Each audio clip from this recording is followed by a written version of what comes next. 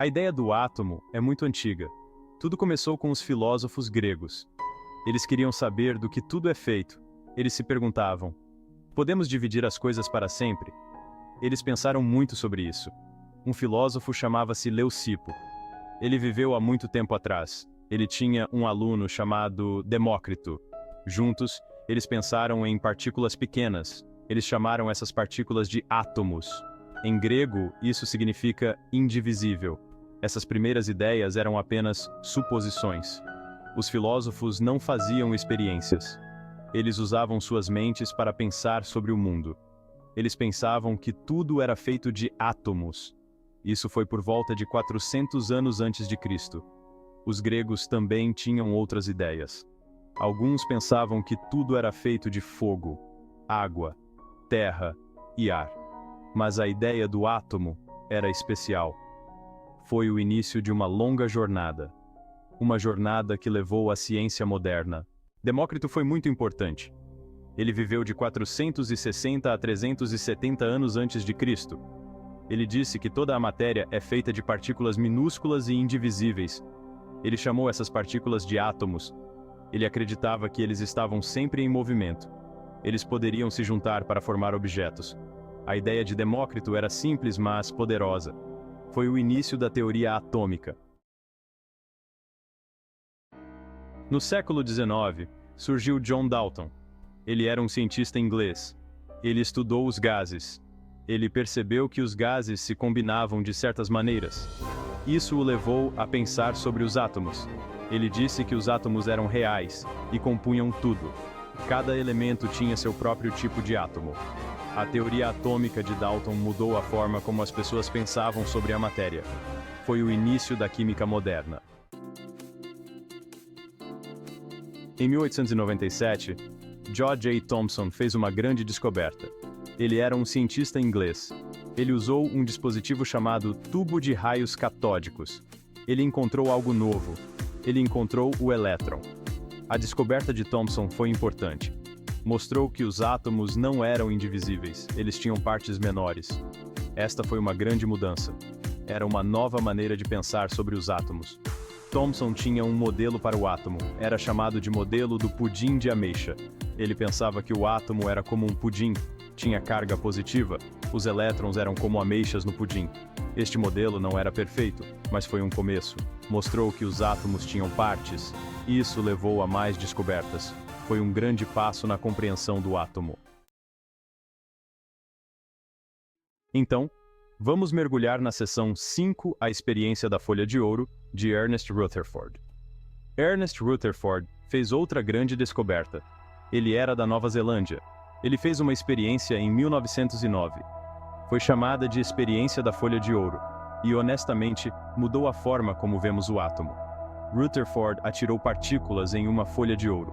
A maioria passou, mas algumas voltaram. Isso foi uma surpresa. Mostrou que o átomo tinha um centro pequeno e denso. Este centro era o núcleo. O modelo de Rutherford era novo. Tinha um núcleo. O núcleo tinha uma carga positiva. Os elétrons se moviam ao redor do núcleo. Isso era muito diferente do modelo do pudim de ameixa. O trabalho de Rutherford foi importante. Mostrou a estrutura do átomo. Tinha um núcleo e elétrons. Foi um grande passo à frente. Ajudou as pessoas a entender melhor o átomo.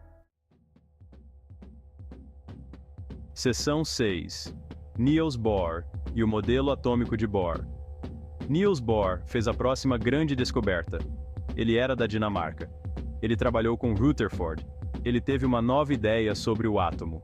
Ele fez um modelo. Foi chamado de modelo de Bohr. Ele disse que os elétrons se moviam em órbitas fixas. Os elétrons poderiam saltar de uma órbita para outra. O modelo de Bohr explicou por que os átomos emitiam luz.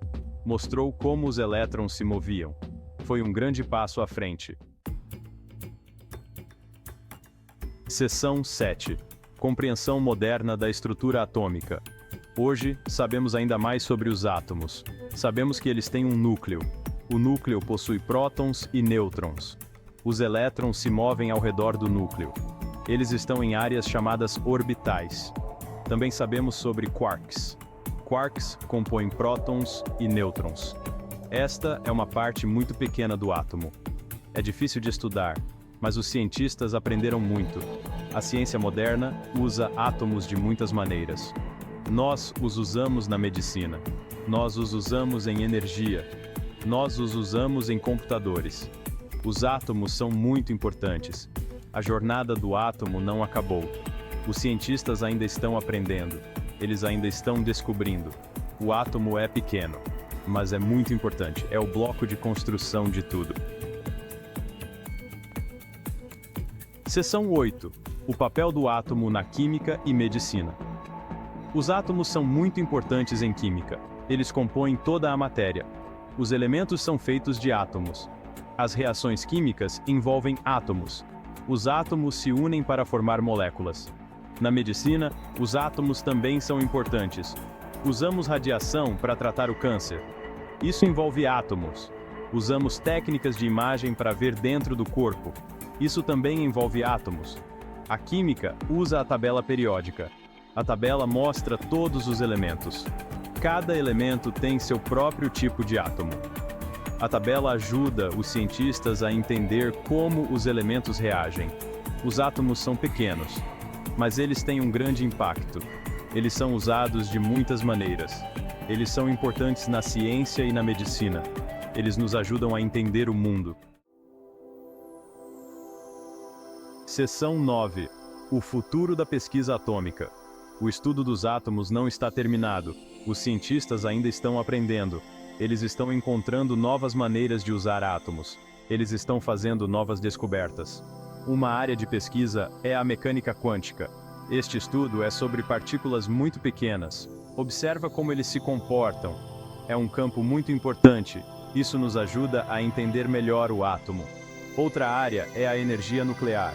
Usamos átomos para produzir energia. Isso é chamado de energia nuclear.